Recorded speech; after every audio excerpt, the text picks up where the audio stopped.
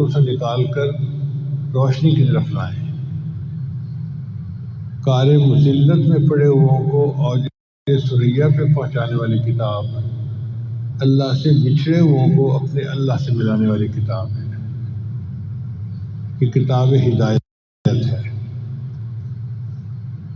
اتر کر ہیرا سے سوئے قوم آیا، اور ایک نسخہ کی نیاز ہاتھ لایا۔ وہ بجلی کا کڑکا تھا یا صوت ہادی، عرب کی زمین جس نے ساری ہلا دی۔ قرآن مجید دلوں کا مقناطیس ہے، سلیم الفطرت لوگوں کو اپنی طرف کھینچ لیتا ہے۔ نبی علیہ السلام نے جب آ کے قرآن مجید کی تلاوت فرمائی تو جو سلیم الفطر حضرات تھے وہ فوراً چلے آئے، جیسے سیدنا صدیق اکبر رضی اللہ تعالیٰ عنہ اتنے سلیم الفطرت تھے کہ زمانہ جاہلیت میں کبھی شراب نہیں پی، کبھی زنا نہیں کیا۔ ان گناہوں سے وہ اپنی سلیم الفطرت ہونے کی وجہ سے بچے ہوئے تھے۔ سب سے پہلے وہ ایمان لے آئے، اور بھی حضرات قریب آ گئے۔ حضرت عمر رضی اللہ عنہ جیسے بہادر انسان، جب انہوں نے دیکھا کہ ایک ہنگامہ برپا ہو گیا ہے مکہ مکرمہ میں، کوئی بندہ ہے جو ہمارے معبودوں کے خلاف باتیں کرتا ہے،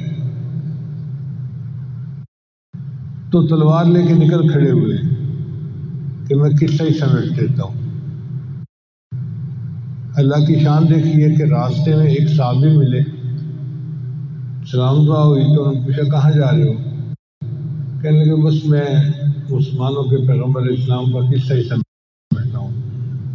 ان کا ان کے تو واضح قصہ سمیٹنا، پہلے اپنے گھر کی خبر لو، تمہاری بہن مسلمان ہو چکی ہے، بہنوئی مسلمان ہو چکے ہیں۔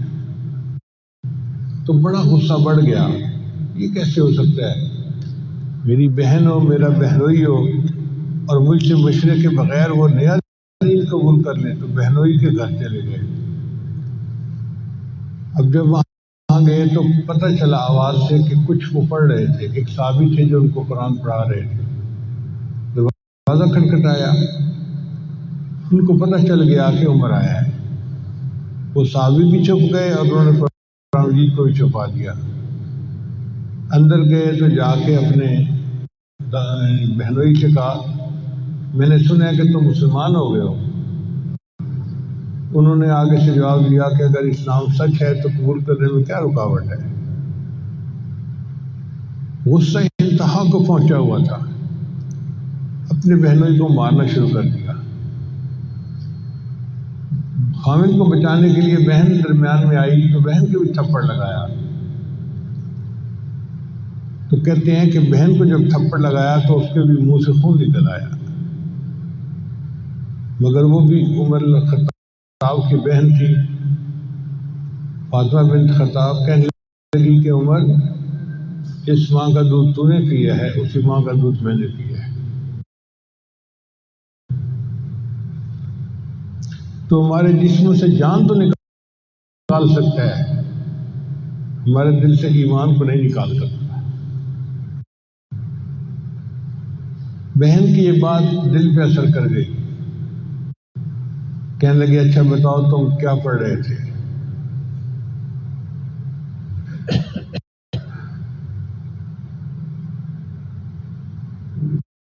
تو انہوں نے پھر کہا کہ ہم قرآن پڑھ رہے تھے۔ کہنے لگے اچھا مجھے بھی اپنے پیغمبر اسلام کے پاس لے چلو۔ نبی اسلام کی خدمت میں آئے۔ نبی علیہ السلام اس وقت دار ارقم میں تھے، یہاں کنڈی لگا کر کلمے کی تعلیم دیا کرتے تھے۔ حضرت حمزہ رضی اللہ عنہ بھی وہیں موجود تھے۔ دروازہ کھٹکھٹایا۔ اب صحابہ کرام تو بہت خوف زدہ تھے کہ قریش مکہ کو پتہ چل گیا کہ اس گھر میں مجلس ہوتی ہے تو ہمارے لیے تو مصیبت آ جائے گی۔ تو ایک صحابی نے کہیں سوراخ سے دیکھا تو عمر بن خطاب کو دیکھا، تلوار لے کے کھڑے تھے۔ آ کے بتایا اے اللہ کے وسلم، عمر بن خطاب آیا ہے، ہاتھ میں تلوار پکڑی ہوئی ہے. نبی صاحب نے فرمایا دروازہ کھول دو. حمزہ رضی اللہ تعالیٰ عنہ جو تھے وہ فرمان لگے آنے دو. اگر ماننے کی نیت سے آیا ہے تو خوشی کی بات ہے، اور اگر کسی اور نیت سے آیا ہے تو کسی کی تلوار سے میں اس کی گردن اڑاؤں گا. چنانچہ عمر اللہ عنہ اندر داخل ہوئے تو نبی علیہ السلام نے ان کے سامنے سورہ طٰہٰ کی چند آیتیں پڑھی. طٰہٰ ما انزلنا علیک القرآن لتشقى الا تذکرۃ لمن یخشیٰ. پڑھتے جب یہ آیت پڑھی اننی انا اللہ لا الہ الا انا فاعبدنی واقم الصلاۃ لذکری، تو اللہ کا دل جو تھا وہ پسند گیا، کہنے لگے کہ اس نے کلمہ پڑھا کے مسلمان بنا دیا. تو قرآن مجید نے سلیم الفطرت لوگوں کو کھینچ لیا تھا اپنی طرف. ہم نے اسکول میں جب سائنس سبجیکٹ پڑھنا شروع کیا تو ایک دن ہمارے استاد نے لکڑی کا برادہ منگوایا. لکڑی کو جب کاٹتے ہیں نا تو اس کا برادہ جمع ہو جاتا ہے، تو وہ برادہ ملا کے اس کے اندر لوہے کے ٹکڑے ڈال دیے. پھر ہمیں کہنے لگا کہ یہ لوہے کے ٹکڑے الگ کرو. اب ہم بچے تھے تو ہم ایک ایک ٹکڑا ڈھونڈ ڈھونڈ کے الگ کرنے لگے.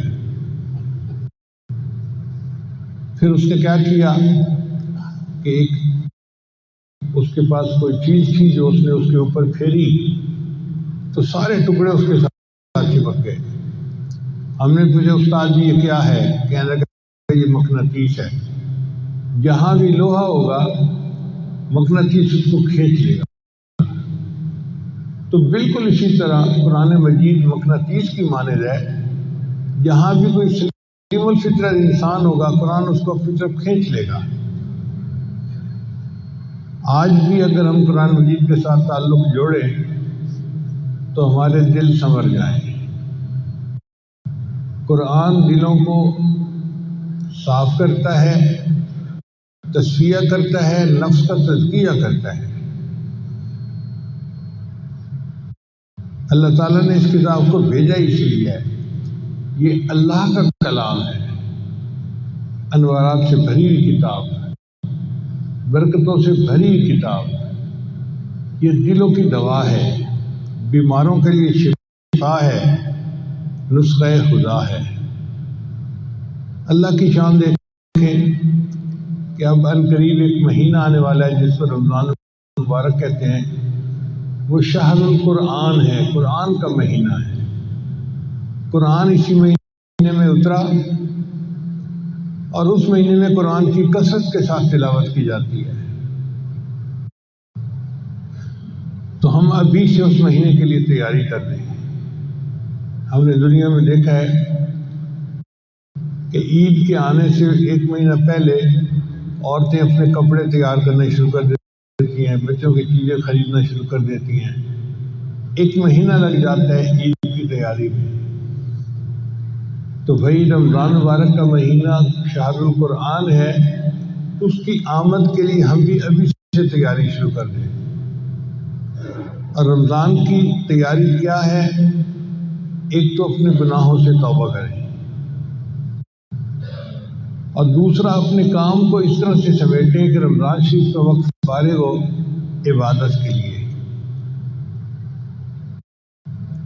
روزہ صرف کھانے پینے سے رکنے کا نام نہیں ہے، روزہ اپنے اعضاء کو گناہوں سے بچانے کا نام ہے. تو ہم روزے کو اس طرح رکھیں کہ ہم کھانے پینے سے بھی رکے رہیں اور اعضاء جسمانی کو گناہوں پہ پڑنے سے بھی بچائے رکھیں. یہ اعلیٰ درجے کا روزہ ہے، سر سے لے کے پاؤں تک ہم روزہ دار بن کے زندگی گزاریں گے. تو اس کی پریکٹس ہمیں ابھی سے کرنی شروع کر دینی چاہیے. اگر کوئی صاحب موبائل فون کا استعمال غلط کرتے ہیں تو ابھی سے بند کر دیں، پریکٹس کریں. شیطان زور لگائے گا، لیکن جب آپ ریزسٹ کریں گے اور کوشش کریں گے تو اللہ اس مصیبت سے جان چھڑا دیں گے.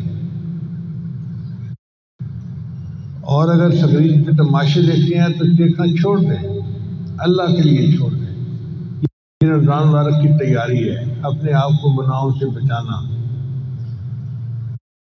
جیسے انسان نہا دھو کے تیار ہو جاتا ہے نا، ہم توبہ کر کے گناہوں کو چھوڑ کے رمضان کے لیے تیار ہو جائیں، پھر رمضان کی برکتوں سے ہمیں پورا پورا اجر ملے گا. نبی علیہ السلام کے زمانے میں قرآن کی کثرت سے تلاوت کی جاتی تھی. کتابوں میں لکھا ہے کہ اگر تہجد کے وقت کوئی بندہ مدینہ کی گلیوں میں چلتا تو اسے ہر گھر سے شہد کی مکھیوں کے بھن بھنانے کی آواز آتی تھی. یہ شہد کے مکھیوں کے بھن بھنانے کی آواز کیا ہوتی تھی؟ ہر گھر کے لوگ قرآن پڑھ رہے ہوتے تھے.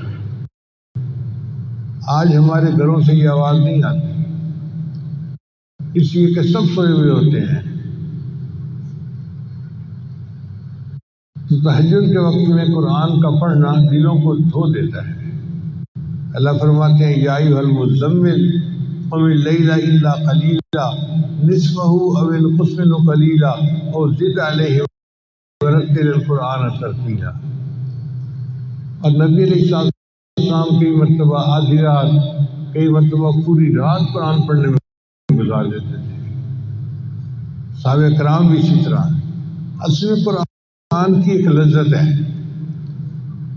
جب وہ لذت مل جاتی ہے پھر انسان کا پڑھے بغیر گزارا نہیں ہوتا. سیدنا عثمان غنی نے فرمایا کرتے تھے لو طہرت قلوبکم، اگر تمہارے دل پاک ہوتے، ما شبعتم من کلام ربکم، تم اللہ کے کلام کو پڑھنے سے تمہارا دل ہی نہ بھرتا. دل چونکہ گناہوں میں ملوث ہوتے ہیں لہذا ہمارا پڑھنے کو دل ہی نہیں چاہتا. آپ دیکھیں بچے کو آئس کریم دی جائے نا تو اس کا کھانے کو دل چاہتا ہے، اور ہر لقمہ کھانے سے اس کو مزہ آتا ہے. قرآن مجید بالکل اسی طرح ہے، ایک ایک آیت کے پڑھنے پہ مزہ. اور کئی دفعہ تو نبی علیہ السلام ایک ایک آیت کو بار بار پڑھ کے مزے لیتے تھے. جیسے بچوں کے اندر ایک چنگم ہوتا ہے، وہ منہ میں رکھتے ہیں تو چباتے رہتے ہیں، گھنٹوں چباتے رہتے ہیں. میں نے ایک بچے سے پوچھا کہ آپ لوگ یہ کیا منہ میں ہر وقت رکھتے اور چباتے تھے؟ کہنے کہ جی مزہ آتا ہے. تو بالکل اسی طرح نبی علیہ السلام ایک آیت کو پڑھتے تھے، مزہ آتا تھا، پھر پڑھتے تھے تو کندھے مقرر کے مزے لیتے تھے. اس کو یوں سمجھے کہ جیسے گرمی کے موسم میں پسینے پہ شرابور ایک بندہ گھر آئے اور بیوی اس کو ٹھنڈا بادام کا شربت دے تو ہر گھونٹ پینے کا ایک الگ مزہ ہوتا ہے. اسی طرح قرآن مجید پڑھنے کا ایک الگ مزہ ہے، مگر مصیبت یہ ہے کہ دل صاف نہ ہونے کی وجہ سے ہمیں وہ مزہ نہیں آتا، لہذا ہم قرآن ہی نہیں پڑھتے. دن نہیں مہینوں گزر جاتے ہیں، تلاوت نہیں ہوتی.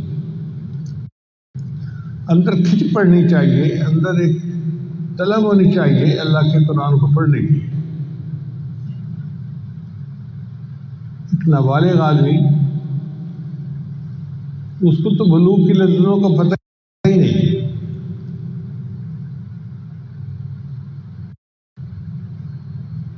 اور اگر ایک بالغ آدمی جس کی شادی ہو چکی ہے اس کو کوئی کہے کہ جی ہم آپ کو بسکٹ کھلا دیتے ہیں، آج آپ بیوی کے پاس آ جائیں، تو وہ کہے گا کیا بیوقوفوں والی بات ہے، اس سویٹ ڈش کی یا اس کھانے پینے کی یا ان بسکٹوں کی کیا حیثیت ہے.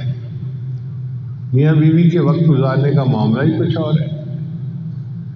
اسی طرح جب دل صاف ہوتا ہے تو پھر قرآن مجید پڑھنے کا مزہ ایسا ہوتا ہے کہ پھر نیند کا ہونا، تھکاوٹ ہونا یہ چیز رکاوٹ نہیں بنتی.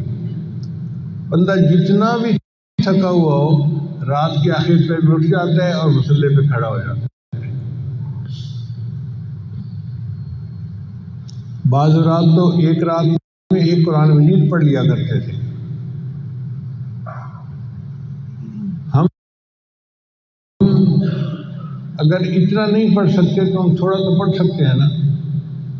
سورہ یاسین ہے تو تہجد میں اس کی تلاوت کر لیں.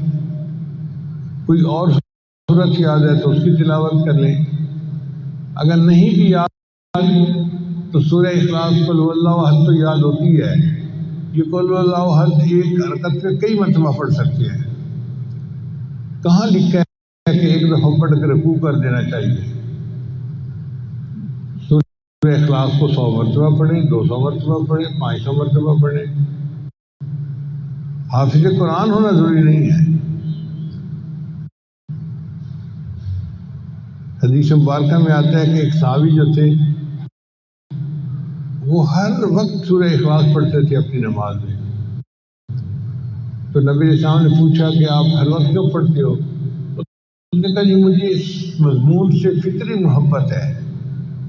تو نبی علیہ السلام نے فرمایا کہ سورہ اخلاص کی محبت کی وجہ سے اس بندے کو اللہ تعالیٰ جنت میں اعلیٰ مقام عطا فرمائیں گے.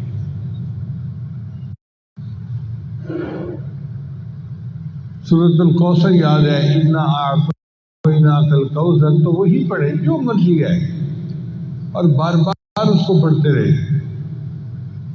یہ جو بار بار پڑھنا ہے نا اس سے دل پر اثر ہوتا ہے. دیکھیں دیوار کے اندر کیل گاڑنا ہوتا ہے نا تو ایک دفعہ ہتھوڑا مارنے سے کیل نہیں گڑتا. ایک دفعہ مارتے ہیں، پھر دوسری دفعہ مارتے ہیں، پھر تیسری دفعہ. ہیمر اٹ ڈاؤن، اس کو مارتے رہو حتیٰ کہ یہ گڑ جائے اس کے اندر. اسی طرح قرآن مجید کی آیات ہیں. ایک دفعہ پڑھیں گے تھوڑا اثر ہوگا، پھر پڑھیں، پڑھتے رہیں گے تو بالآخر دل پر اس کا اثر ہو جائے گا. اللہ کرے کہ ہمارے دل قرآن مجید کی محبت سے لبریز ہو جائیں اور ہمیں اس کی چاشنی ملنے لگ جائے. ہم روحانی طور پہ بالغ بن جائیں، پھر اٹھتے بیٹھتے ہمیں قرآن پڑھنے کا شوق ہوگا.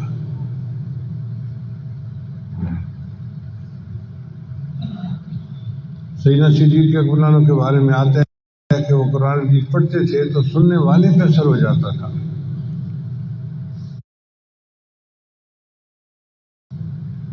یعنی ان کے قرآن مجید کا اثر ایسا تھا کہ سننے والے کا دل متوجہ ہو جاتا تھا. چنانچہ ایک مرتبہ انہوں نے حبشہ ہجرت کا ارادہ کیا تو جانا چاہتے تھے تو راستے میں قریش مکہ میں سے کوئی بندہ مل گیا. اس نے کہا ابو بکر کہاں جا رہے ہو؟ فرما دیا کہ مجھے نبی علیہ السلام نے اجازت دے دی ہے، میں حبشہ ہجرت کر کے جا رہا ہوں. اس نے کہا نہیں آئیں، میں آپ کو اپنے گھر اپنی امان میں رکھتا ہوں، کوئی آپ کو ہاتھ نہیں لگا سکے گا. تو اس نے اپنے گھر میں حضرت ابوبکر صدیق کو امان میں رکھ لیا. صدیق کے وہاں رہنے لگے مگر فارغ وقت میں بیٹھ کے قرآن پڑھتے تھے. اب جب صدیق قرآن پڑھتے تو گھر کی عورتیں جب وہ قرآن سنتی تو ان کے دل کھنچتے تھے. تو ان عورتوں نے اپنے مردوں سے پوچھنا شروع کر دیا کہ یہ بندہ کیا پڑھتا ہے، ہمارے دل کھنچتے ہیں. تو اس بندے کو یہ محسوس ہوا کہ اگر یہ چند دن اسی طرح تلاوت کرتا رہا تو میرے گھر کے لوگ بھی مسلمان ہو جائیں گے. اس نے پھر اپنی وہ امان جو تھی وہ ختم کر دی.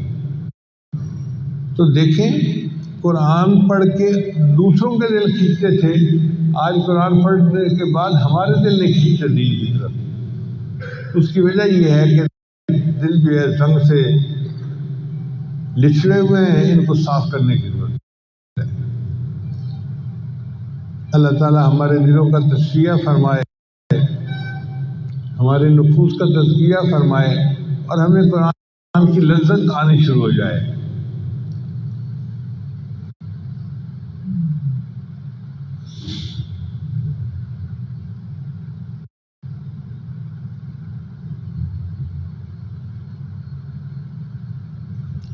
قرآن مجید کی محبت انسان کے دل کو منور کرتی ہے اور ایمان کو بچاتی ہے. چنانچہ ایک پاکستانی مسلمان کا واقعہ میں نے کتاب میں بھی لکھا ہے کہ وہ امریکہ میں انجینئر کی جاب کرتا تھا. اور دفتر میں اس کے ساتھ ایک امریکن لڑکی بھی جاب کرتی تھی۔ اب لڑکی کافی حور پری قسم کی چیز تھی، تو لڑکا اس کے ساتھ متعلق ہو گیا۔ ایسا عاشق ہوا کہ اس کا دل چاہتا تھا کہ جو مرضی ہو میں نے شادی اسی سے کرنی ہے۔ ایک دن موقع پا کے اس نے لڑکی کو کہہ دیا کہ میں تم سے شادی کرنا چاہتا ہوں۔ اس نے کہا کہ میں اپنے والدین سے بات کروں گی۔ اس کے والدین پکے عیسائی تھے۔ ان کا یہ کیسے ہو سکتا ہے کہ ایک پاکستانی ہو اور مسلمان ہو اور ہماری بیٹی کی اس سے شادی ہو جائے؟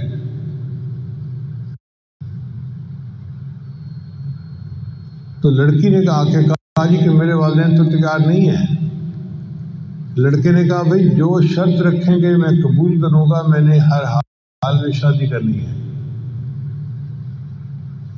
اب والدین نے شرطیں رکھی۔ پہلی شرط کہ اگر ہماری لڑکی کے ساتھ شادی کرنی ہے تو تم اپنے گھر والوں سے رابطہ ختم کر دو، پاکستان میں کوئی فون نہیں کرنا، والدین سے، رشتہ داروں سے، بہن بھائیوں سے رابطہ ختم۔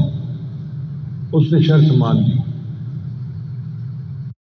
دوسری بات کہ تم جس ایریا میں رہتے ہو وہاں سے مکان چھوڑ کر تم ہمارے گھر کے قریب مکان لو گے۔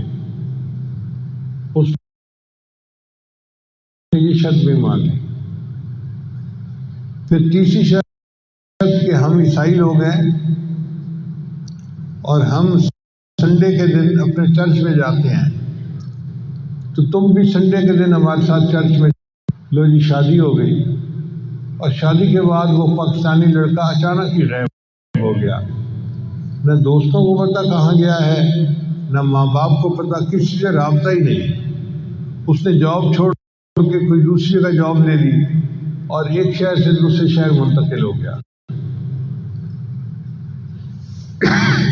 سب لوگ بڑے حیران تھے، اس کو زمین کھا گئی یا آسمان پہ چلا گیا، کیا ہوا اس کے ساتھ؟ 3 سال اسی طرح گزر گئے۔ 3 سال کے بعد امام مسجد نے ایک دفعہ فجر کی نماز کے لیے مسجد کھولی، تو یہ پاکستانی صاحب جو تھے یہ مسجد میں آئے نماز پڑھنے کے لیے۔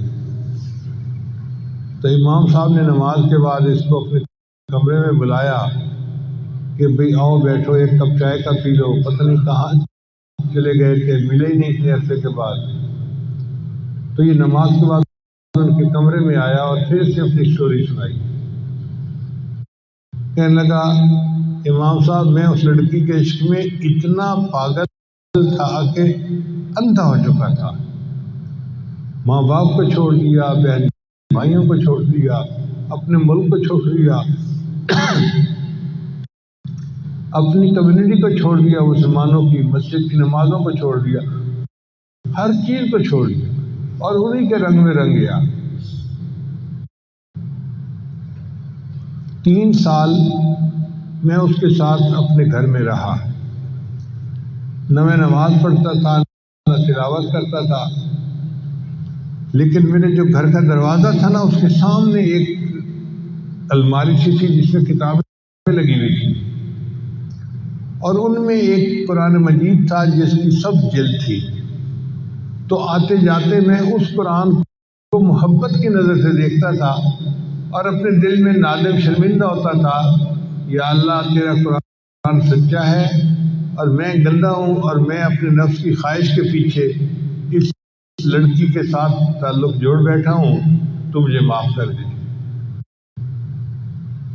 کوئی عمل نہیں تھا مسلمانوں والا، شراب پیتا، سور کھاتا، وہی ڈانس پارٹیاں، وہی سارا کچھ گند، بس آتے جاتے قرآن کو محبت کی نظر سے دیکھتا تھا۔ کہنے لگا ایک دن میں گھر آیا تو میں نے دیکھا کہ قرآن مجید اپنی جگہ پہ پڑا ہوا نہیں تھا، تو میں نے بیوی سے پوچھا کہ ایک سبز کتاب یہاں تھی، وہ کہاں گئی؟ اس نے کہا میں نے گھر کی صفائی کی اور جن کتابوں کو نہ آپ پڑھتے ہیں نہ میں پڑھتی ہوں، میں نے ان فالتو کتابوں کو ٹریش کین میں پھینک دیا، گند کا ٹوکرا جس کو کہتے ہیں۔ کہنے لگا جیسے ہی میں نے سنا تو میں تو فوراً بھاگا باہر کی طرف، اور جو ٹریش کین پڑا ہوا تھا اس میں نے وہ کتاب نکالی اور میں اس کو چوم رہا ہوں اور میں اللہ سے معافی مانگ رہا ہوں کہ یا اللہ یہ تیرا کلام تھا، تیری کتاب تھی، ہم نے اتنی گستاخی کی کہ اس کو ردی کی ٹوکری میں پھینک دیا۔ میں اس کو لے آیا اور گھر آ کے رکھا تو بیوی مجھ سے پوچھنے لگی کہ تم یہ کیا جذباتی کام کر رہے ہو؟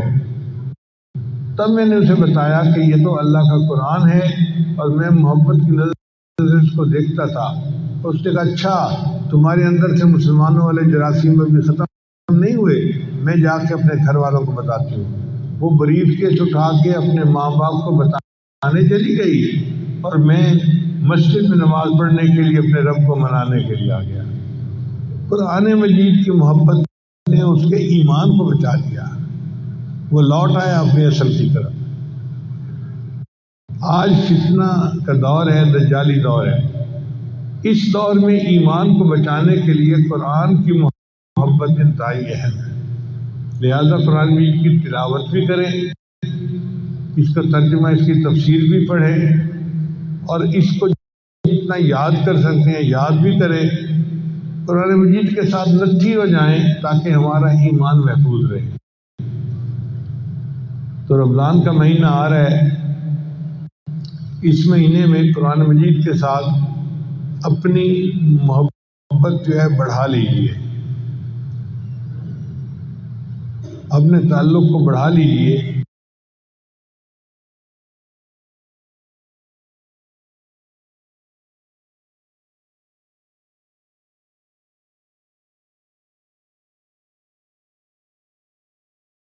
اور پھر اس کی برکتیں آپ دیکھیں گے کہ اللہ تعالیٰ ایمان کو بڑھائیں گے، اللہ تعالیٰ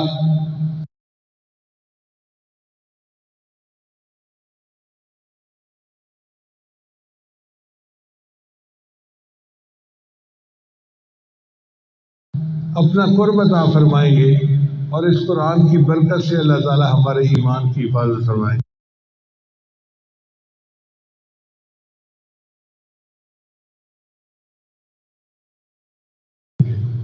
دعا ہے اللہ تعالیٰ ہمارے ایمان کی حفاظت فرمائے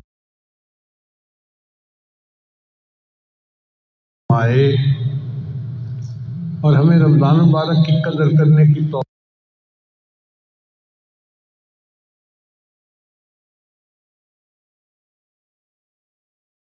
توفیق عطا فرمائے۔ شعبان کا مہینہ تو شروع ہو گیا، رمضان کے آنے میں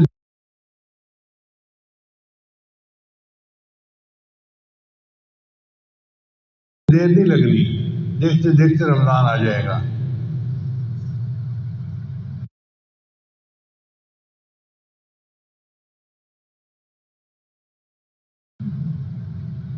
وآخر دعوانا ان الحمد للہ رب العالمین۔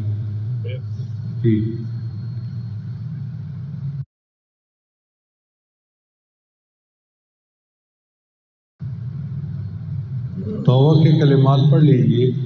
بسم اللہ الرحمن الرحیم،